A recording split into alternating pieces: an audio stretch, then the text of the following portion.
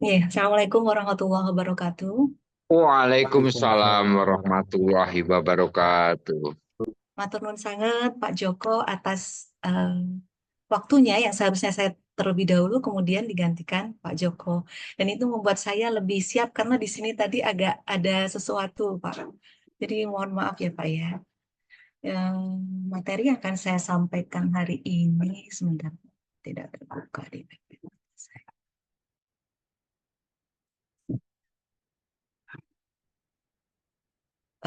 Akhir-akhir ini saya tertarik dengan materi yang eh, judulnya adalah ada apa sih dengan usia 40 tahun gitu. Jadi inspirasi ini sebenarnya baru pada hari ini, pagi ini. Mungkin tidak begitu wise ya, karena ada beberapa, Wah, wis eh muncul ya, Mbak. nggih, ada beberapa adik-adik di sini yang baru Saya nih Pak. tahun. Alhamdulillah sudah apa ya, sudah seperti Mas Akmal nih, usianya masih di bawah 40 tahun, ataupun Itulah rentangnya tuh, masih, Mbak. ya. Dan juga adik-adik yang baru ya, selamat bergabung pada adik-adik yang baru yang tentunya nanti Anda akan gembira sekali ya menjadi pustakawan ataupun yang bergabung langsung di Direktorat Perpustakaan Universitas Islam Indonesia. Akan banyak sekali ilmu dan banyak pembimbing-pembimbing di sana yang kalian bisa belajar. Kenapa sih sebenarnya kok saya mengambil tema ini? Sesungguhnya awalnya tadi sehabis subuh saya mengolah penelitian yang sudah saya lakukan beberapa waktu yang lalu. Ternyata rentang dari eh, ternyata rentang penelitian saya itu usianya itu di atas 40 tahun itu lebih banyak range-nya. Range-nya. Jadi usia 40 tahun hampir 50% lebih. Selebihnya range yang dapat dikatakan sebagai dewasa muda, seperti Mas Akmal dan juga adik-adik yang baru bergabung. Nah, hasil penelitian tersebut yang kebetulan penelitian kemarin yang barusan mungkin Pak Joko saya ukur antropometrinya, kemudian Pak Jamil juga, matur nuwun sangat atas banyaknya perhatian dan juga kerjasama yang telah diberikan, sehingga saya tertarik gitu. Oh, berarti range-nya adalah yang terbanyak di sana adalah usia di atas 40 tahun. Ada yang menyebutkan 50 tahun, ternyata 40 sampai 60 itu dapat dikatakan sebagai dewasa menengah. Lalu usia 60 tahun dewasa lansia. Alhamdulillah di kita belum ada yang masuk ke dewasa lansia.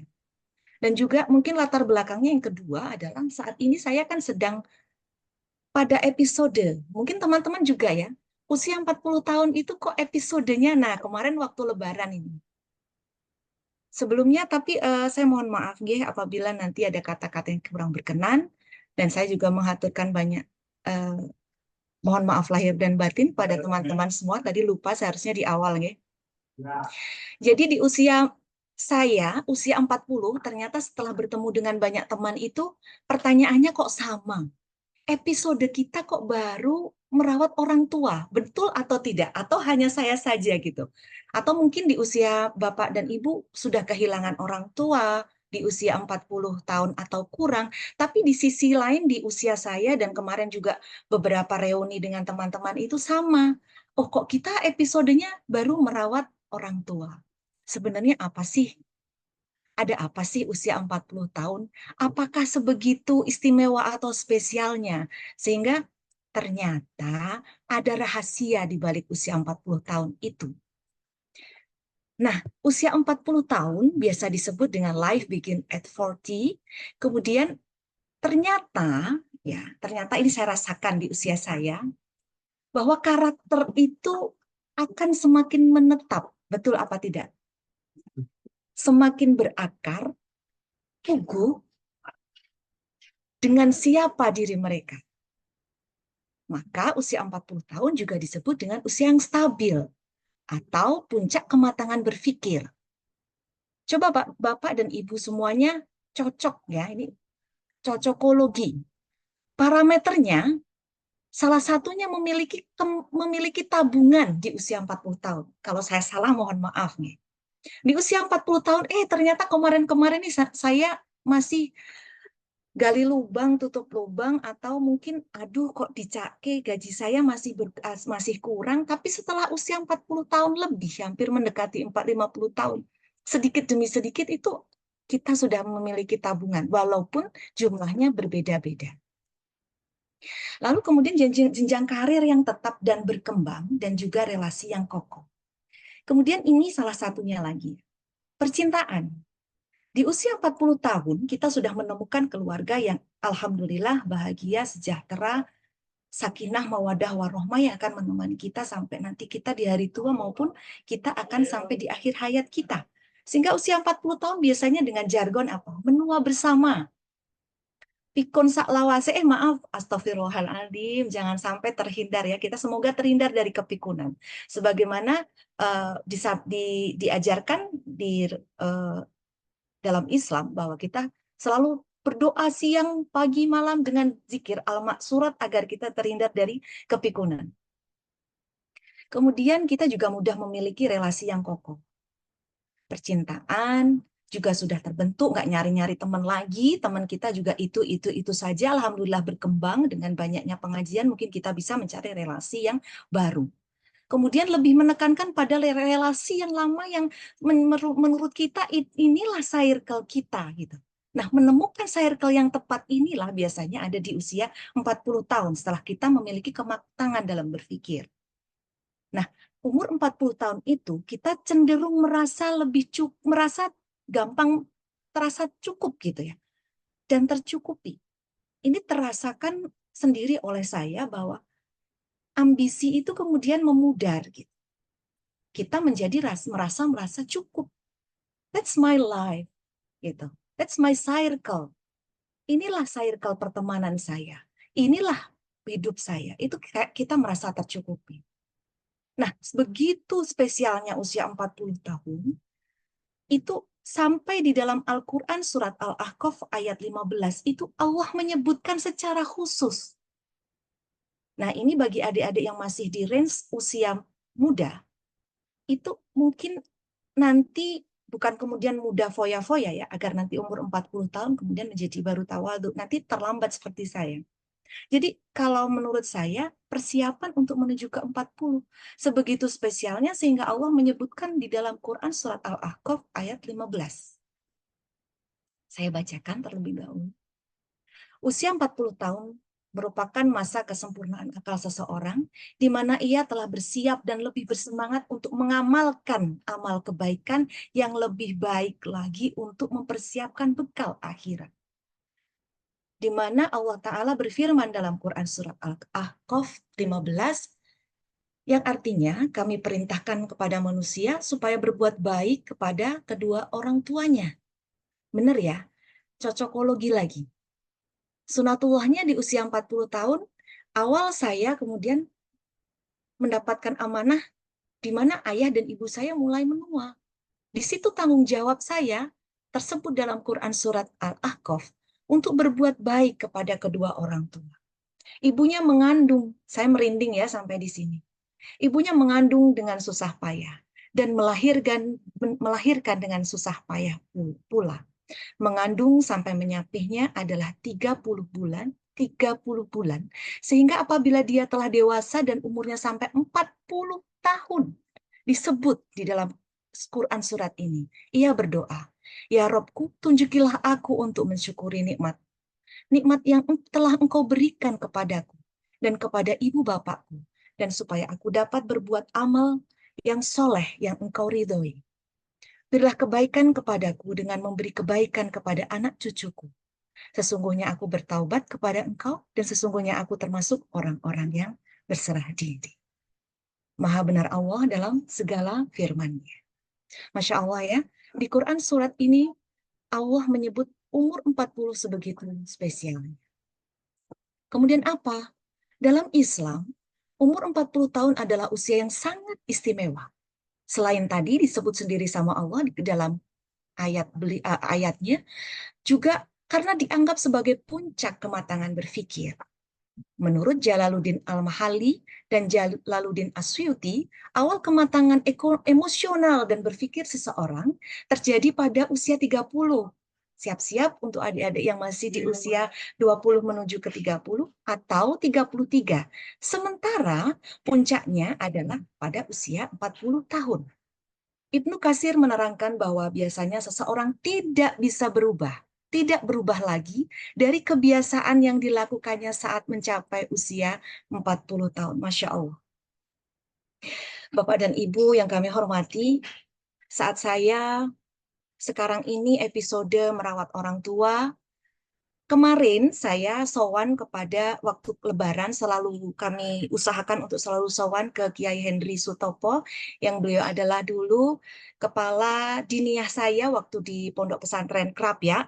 Beliau itu waktu saya datang, ya ini hati-hati ya yang selalu sowan ke Kiai. Sebelum saya ucapkan atau bertanya kepada beliau, Kiai itu langsung bisa menerka apa yang saya tanyakan. Itu yang saya takutkan kalau sowan ke beliau. Tiba-tiba beliau mengatakan seperti ini. Saya belum hanya berucap uluk salam, duduk, kemudian disuruh minum. Beliau seperti itu biasanya. Kemudian saya minum. Setelah saya minum, belum dipersilahkan makan, jangan makan ya. Jadi saya menunggu dulu fatwa apa yang akan beliau sampaikan. Beliau itu mengatakan seperti ini. Hana, pasti kamu ingin bertanya, kenapa ayahmu begini? Kenapa ayahmu begitu? Jangan engkau tanyakan lagi itu, karena usia ayahmu itu sudah 70. Di situ usia sudah menuju ke sangat lansia, kalau dalam ilmu kedokteran. Dan hati-hati, penyakit yang ada di situ sudah banyak sekali, salah satunya adalah pikun. Gitu. Sehingga kita selalu harus berdoa kepada Allah dengan zikir al-maksurat kita di pagi dan petang hari agar terhindar dari yang pikun, adalah penyakit yang tidak bisa disembuhkan. Kiai tersebut kemudian beliau berkata lagi bahwa pernah mengasuh eyangnya di mana logika itu sudah terbalik. Nah, di sini seperti saya waktu mau menanyakan pada Kiai, Bapak sudah mulai lupa rokaatnya sholat. Bapak sudah mulai lupa hari ini hari apa. Itu sudah lama. Tapi waktu rokaat sholat lupa ini yang saya kemudian ingin menanyakan pada Kiai tersebut. Cara berwudu sudah terbalik-balik dan sebagainya. Nah, kebiasaan ini menurut Kiai adalah akan terbawa terus sholat itu apabila beliau selama hidupnya sholat.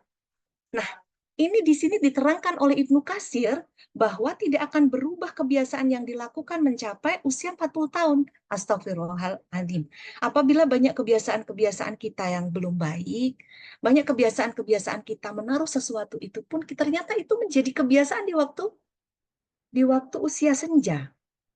Seperti dicontohkan oleh Kiai Hendri Sutopo bahwa neneknya itu selalu menutup jendela di waktu sore dan menutup jendela di waktu sore dan membuka jendela di waktu pagi. Tetapi karena beliau logikanya sudah terbalik karena kepikunan tadi, menutup artinya membuka, gitu. Nah, Bapak dan Ibu, sehingga apa sih yang harus dilakukan di usia 40 tahun? Salah satunya agar kita terhindar dari kebiasaan-kebiasaan buruk. Ternyata efek dosa akan terasa setelah 40 tahun. Mari kita istighfar bersama, salah satunya adalah saya sendiri. Kita perbanyak istighfar kita, karena janganlah tertipu ketika engkau tidak melihat efek dosa pada saat engkau melakukannya. Terkadang efek dosa tersebut engkau rasakan setelah umur 40 tahun. Astagfirullahaladzim. Kemudian, usia 40 tahun dalam Islam disebutkan oleh Ibnu Katsir adalah masa kematangan akal, sama ya di depan tadi sudah kami ulas, pemahaman dan pengendalian diri kita. Maka Masruk mengingatkan bila usiamu telah mencapai 40 tahun, hati-hatilah dalam bertindak. Ini peringatan untuk diri saya sendiri, usia saya lebih dari 40 tahun, dan saya sangat tertarik membacanya itu kenapa baru akhir-akhir ini gitu. Itu penyesalan saya. Kemudian Said Qutb mengatakan bahwa usia 40 tahun merupakan puncak kematangan dan kedewasaan. Pada usia ini sempurnalah segala potensi dan kekuatan sehingga manusia memiliki kesiapan untuk merenung dan berpikir secara tenang dan sempurna. Dan pada usia ini fitrah yang lurus lagi sehat mengacu pada apa yang dibalik kehidupan dan sesudahnya, mulai merenungkan akhirat sebagai tempat kembali. Agar saya adik-adik yang di bawah usia 40 tahun tidak semenyesal saya untuk saat ini, mungkin ini bisa bermanfaat. Kemudian Buya Hamka juga berpendapat serupa dalam tafsir Al-Azhar. Beliau menjelaskan, umumnya pada usia 40 tahun manusia baru mencapai kematangan dan kemantapan sebagai insan. Kembali kepada fitrah. Ya. Kemudian Syekh Wahab Az-Zuhaili dalam tafsir Al-Munir, beliau menerangkan, usia 40 tahun adalah usia tercapainya kesempurnaan akal, pikiran, pemahaman, dan kebijaksanaan. Apa yang perlu dilakukan di usia 40 tahun? Yang pertama adalah perbanyak syukur. Dengan Robbi auzi'ni an ashkura ni'matakallati an'amta alayya wa ala walidayya. Ya Tuhanku, tunjukilah aku untuk mensyukuri nikmat Engkau yang telah Engkau berikan kepadaku dan kepada ibu bapak. Terasa sekali Bapak dan Ibu saat saya baru berjuang untuk mengantarkan diri saya dan orang tua menuju husnul khotimah. Betapa merindingnya saya saat saya menjumpai Bapak Ibu saya yang dulu melatih saya berjalan. Sekarang saya melatih beliau berjalan setiap hari. Berdiri dengan ditegakkan, melangkah dengan kaki satu dengan satunya. Itu sulit sekali. Sehingga saya mengatakan setiap kali saya dengan ayah saya yang tiap hari ingin ke masjid, meskipun di belakang rumah, saya mencucurkan air mata di belakang itu. Bapak saya mungkin nggak lihat. Tapi saya melihat, ya Allah, dulu begitu Bapak ini dengan postur tubuh yang tinggi tegap, melatih saya berjalan setapak demi setapak di saat usia saya 2 tahun. Sekarang ya Allah, gantian. Saya memberi aba-aba ke ayah saya. Bapak angkat kaki kiri, Bapak angkat kaki kanan. Saat mau tidur, saya kecup keningnya dan saya doakan Bapak saya. Ya Allah, semoga ayah saya husnul khotimah. Dan saya menjadi anak yang solihah. Yang bisa ayah saya melihat ke belakang, melihat saya, mengantarkan saya menjadi juga husnul khotimah. Yang kedua, perbanyak amal soleh. Supaya aku dapat berbuat amal yang saleh yang Engkau ridho ya Allah. Wa an a'mala solihah tardo. Kemudian orientasi kepada anak kita dan juga generasi berikutnya, dan berilah kebaikan kepadaku dengan memberi kebaikan kepada anak cucu. Wa aslih li fi dzurriyyati. Tidak ada lagi kesempatan buat kita usia 40 tahun untuk berpikir yang aneh-aneh lagi. Untuk berpikir berorientasi lebih kepada ego kita. Tapi ternyata berorientasi kepada anak dan masa depan juga generasi berikutnya. Kemudian segera bertaubat. Sesungguhnya aku bertaubat kepada Engkau. Ini tubtu ilai. Kemarin saya disampaikan oleh beberapa ustadz yang ada pengajian di Fakultas Kedokteran UII. Salah satunya begini. Allah lebih menyukai orang yang bertaubat dibandingkan ketaatan dalam maksiat. Kemudian diterangkan di dalam kitab tersebut, di dalam ayat tersebut, contohnya seperti ini. Saat saya selalu puasa Senin Kamis, alhamdulillah, kemudian saya beristiqomah terhadapnya. Tapi suatu ketika teman saya mengatakan bahwa saya melihat dia tidak pernah puasa Senin Kamis. Kemudian saya mengatakan bahwa gue loh yang suka terbiasa puasa Senin Kamis. Ternyata Allah lebih menyukai orang yang pendosa yang bertaubat dibandingkan dengan orang yang taat tapi dia maksiat. Orang yang taat tetapi dia maksiat, salah satu contohnya adalah orang yang selalu puasa Senin Kamis yang istiqomah, saat dia melihat teman yang tidak berpuasa, dia mengatakan pada dirinya meskipun itu di batin, aku loh berpuasa, sedangkan engkau loh tidak pernah berpuasa. Ternyata hal itu adalah sifat syaitan. Sifat syaitan adalah keinginan kita untuk riak walaupun itu di dalam ketaatan. itu Allah lebih membenci itu dibandingkan pendosa yang bertaubat. Di situ alhamdulillah ya, kita misalnya kita pernah berbuat salah, kita berbuat dosa, tidak menutup kemungkinan kita untuk bertaubat. Dan karena apa? Allah menyukai hamba-hambanya yang selalu bertaubat. Bapak dan Ibu yang kami hormati, yang terakhir adalah banyak berserah diri. Memasuki usia 40 tahun, kita harus lebih komitmen berserah diri kepada Allah Subhanahu wa taala. Baik secara umum lebih berkomitmen sebagai seorang muslim dengan berserah diri mengikuti syariatnya, maupun secara khusus lebih banyak tawakal dan menerima segala ketentuannya. Apabila tidak mengingat bahwa saya sendiri sebagai pribadi yang penuh berdosa kemudian tidak berhak untuk menyampaikan satu ayat atau dua ayat ini, tentunya saya mengundurkan diri, tidak ingin berdakwah di depan Bapak Ibu semuanya. Tetapi karena saya mengingat bahwa ternyata pendosa lebih disukai karena dia bertaubat, yang membuat semangat saya untuk menyampaikan dua patah kata dalam kultum pada hari ini. Terakhir, doa penutup. Marilah Bapak dan Ibu kita menengadahkan tangan di saat umur 40 ataupun yang belum umur 40, kita berdoa bersama. Bismillahirrahmanirrahim.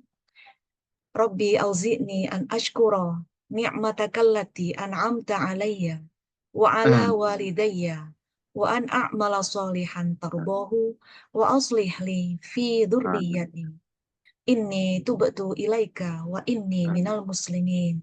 Rabbana atina fid dunya hasanah wa fil Amin. akhirati hasanah wa qina adzabannar. Amin. Rabbana zalamna anfusana wa illam taghfir lana wa tarhamna lanakunanna minal khasirin. Amin. Assalamualaikum warahmatullahi wabarakatuh.